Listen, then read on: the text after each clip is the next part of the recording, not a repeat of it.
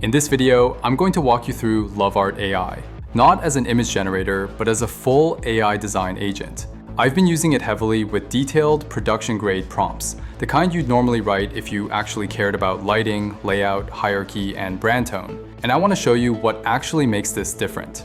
We'll build real assets. We'll refine them directly on the canvas, and most importantly, we'll look at how Lovart handles editing, because that's where almost every AI design tool completely fails. By the end, you'll have a very clear idea of whether this fits your workflow or not. So what is Lovart? Lovart is built as an AI design agent. That means it doesn't just generate images, it plans, it iterates, it keeps context. Instead of thinking in single prompts, Lovart thinks in workflows. Everything happens inside one infinite canvas, which already tells you a lot about how this tool is meant to be used. This isn't about generating one asset and moving on. This is about building systems. Let's start simple. We already have a solid layout on the canvas. Now, instead of regenerating anything, I'm going to reshape it. First, I use edit elements to adjust the layout, spacing, alignment, and hierarchy. Next, I switch the headline font. Same content, different tone. And finally, I use on-canvas text edit to rewrite the headline itself, without breaking the layout, the typography, or the spacing. This is the difference between generating visuals and actually designing. Let's start with a poster design. The layout looks good, but the headline doesn't. Normally, this is where you'd regenerate everything. Here, I don't. I use on-canvas text edit. I click the text, rewrite the headline, refine the tone, and nothing else moves. Same layout, same spacing, same typography. No reprompting, no regeneration. That alone removes one of the biggest frustrations in AI design.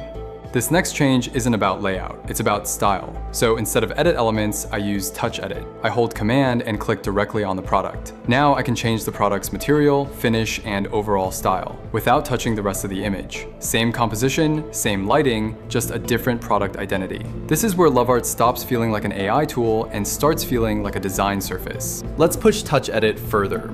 I command click the model, not the background, not the whole image, just the subject. And I replace him with a completely different looking Asian male. Different face structure, different style, different presence. Everything else stays intact.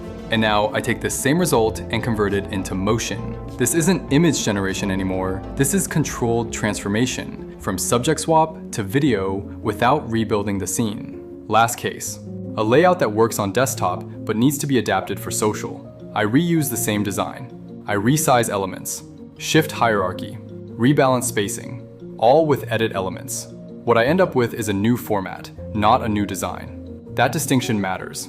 This is where Lovart feels closer to a design tool than an AI generator. Let's be honest about limitations. Lovart won't replace senior designers. If you need pixel-perfect control for final production, you'll still want manual refinement. But that's not what this is for. This is a mid-stage accelerator. Idea to direction, direction to system, system to assets. And it does that extremely well. Here's how I'd actually use this in real work. I'd start in Lovart with strong, well-written prompts. Explore ideas, test directions, refine directly on the canvas. Then I'd either polish things manually or hand it off cleanly to a designer. That workflow makes sense, and that's the key thing. Lovart fits into real pipelines. Now, let's address the big question. Is this just another AI design hype tool? No, because hype tools collapse the moment you ask for edits. Lovart doesn't. It's built around iteration. That's the difference. If you're a solo founder, this saves you weeks. If you're a marketer, this gives you speed without chaos. If you're a developer, this lets you ship visuals without becoming a designer. And if you are a designer, this becomes a powerful exploration and iteration tool. If you want to try Lovart AI yourself, the link is in the description and pinned comment. Take it for a spin, push it properly, see how it fits your workflow. That's Lovart, not a generator, a design agent that actually understands how creative work happens. I'll see you in the next one.